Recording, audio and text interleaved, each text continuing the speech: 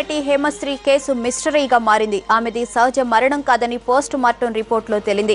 రిపోర్టును ఆసుపత్రి వర్గాలు పోలీసులకు అందజేశాయి. ఇదిలా ఉంటే హేమశ్రీ భర్త సురేంద్రబాబు నేరాన్ని అంగీకరించినట్లు సమాచారం.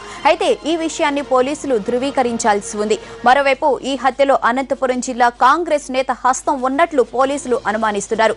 కాంగ్రెస్ నేత ఫామ్ హౌస్ లోని సిబ్బందిని పోలీసులు అదుపులోకి తీసుకుని విచారిస్తున్నారు.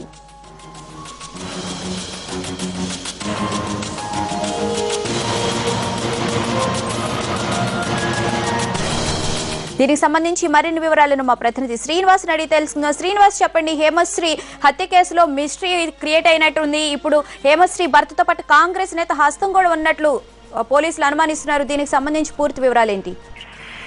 బోనా ఈ కర్ణాటక నటి అయిన హేమశ్రీని హత్య చేసిన విషయం తెలిసింది. అయితే అనంతపురం సంబంధించి ఈ సురేంద్రబాబు ఎవరైతే ఉన్నారో సురేంద్రబాబు అనంతపురం తీసుకొచ్చిన తర్వాత ఈ హత్య జరిగినట్టు కర్ణాటక పోలీసులు నిర్ధారించారు. అయితే బెంగళూరులోనే హత్య చేసిన అనంతరం హైదరాబాద్ తీసుకెళ్లే మార్గంలో సన్నిహితంగా ఉన్న ఒక కాంగ్రెస్ నాయకుడికి సంబంధించిన ఫామ్ హౌస్ కి వచ్చినట్లు పోలీసులు గుర్తించారు. కర్ణాటక పోలీసులు విచారణ చేపట్టారు. ఈ నేపథ్యంలో ఒక వారం రోజుల క్రితం కర్ణాటక పోలీసులు అనంతపురం జిల్లాకు వచ్చేసి మాజీ కార్పొరేటర్ ఎవరైతే ఉన్నారో మురళిని విచారించాల్సి వస్తుంది. మురళి కూడా ఈ కేసులో సాక్షిగా పరిగణిస్తారు. అయితే ఫామ్ హౌస్ లో ఎవరైతే ఉన్నారో సిబ్బంది కూడా అదుపులోకి తీసుకుని ఆ రోజు సురేంద్రబాబు వచ్చినప్పుడు ఆయనతో పాటు హేమశ్రీ అలాగే ఆమె కుటుంబ సభ్యులు ఎవరు వచ్చారు అన్న కోణంపై కూడా పోలీసులు దర్యాప్తు చేశారు. దీనికి సంబంధించి ప్రధానంగా కాంగ్రెస్ నేతపై ఎవరిపైన ఆరోపణలు వస్తున్నా అతను ఈ కేసులో సాక్షిగా పరిగణలోకి తీసుకున్నట్లు మనకి కర్ణాటక పోలీసుల ద్వారా తెలిసింది. అలాగే మనం మురళితో కూడా మాట్లాడే ప్రయత్నం చేశాము. మురళి కూడా ఆ రోజు జరిగిన ఘటన సురేంద్రబాబు హేమశ్రీతో కలిసి వచ్చిన విషయాన్ని ఆయన ధృవీకరించారు. ఈ సంబంధించి పూర్తి స్థాయిలో థామస్ సిబ్బందితో పాటు మురళిని కూడా పూర్తి స్థాయిలో విచారించడంతో మురళిని సాక్షిగా పరిగణిస్తున్నట్లు కర్ణాటక పోలీసులు తెలిపారు. భూమన, అయితే మరి సురేంద్రబాబు కూడా నేరం అంగీకరించినట్లు తెలిసింది. మరి దీన్ని పోలీసులు ధృవీకరించడం జరిగిందా? భువన, ఈ హత్యకి సంబంధించి హైదరాబాద్ బెంగళూరులోనే హేమశ్రీ క్లోరోఫామ్ అధికంగా ఇచ్చి చంపినట్లు నిర్ధారైంది. దీనికి సంబంధించి సురేంద్రబాబు కూడా తను హేమశ్రీని ఎక్కడికి తీసుకెళ్లాలో ఏం చేస్తారనే ఘటనపై కూడా పూర్తి సమాచారం ఇచ్చినట్లు తెలిసింది.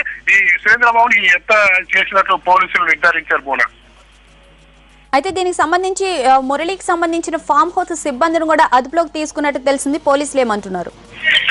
భువన, ఈ ఫామ్ హౌస్ అయితే అనంతపురం తాడపత్రికి వెళ్లే మధ్యలో రెడ్డిపల్లి వద్ద ఫామ్ హౌస్ ఉంది.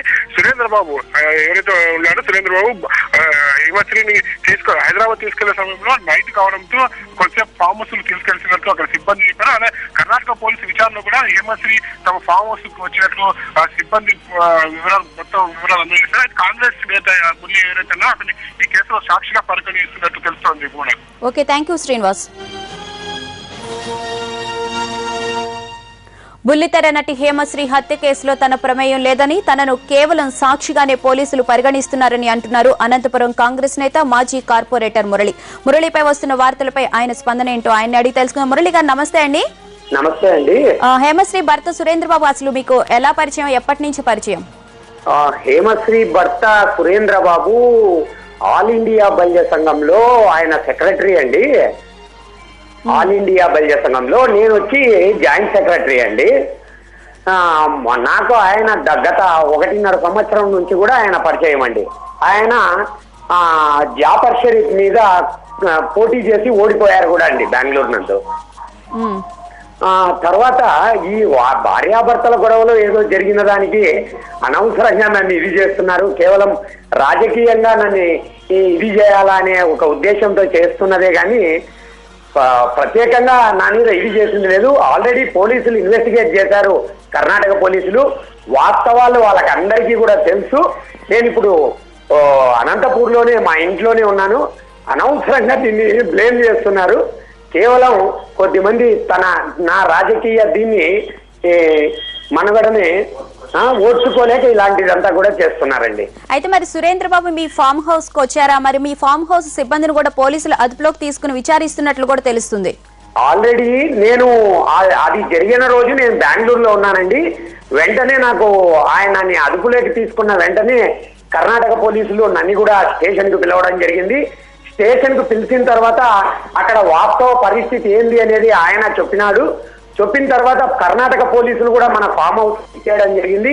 విచ్చేసి ఇక్కడ ఉన్నటువంటి పరిస్థితి అంతా కూడా చూసి ఇదంతా కూడా బోగస్ అని కూడా చెప్పేసి వెళ్ళిపోవడం జరిగింది. ఆమె మధ్యలోనే ఎక్కడో చిక్బలాపూర్ మధ్యలోనే రోడ్లోనే చనిపోయింది.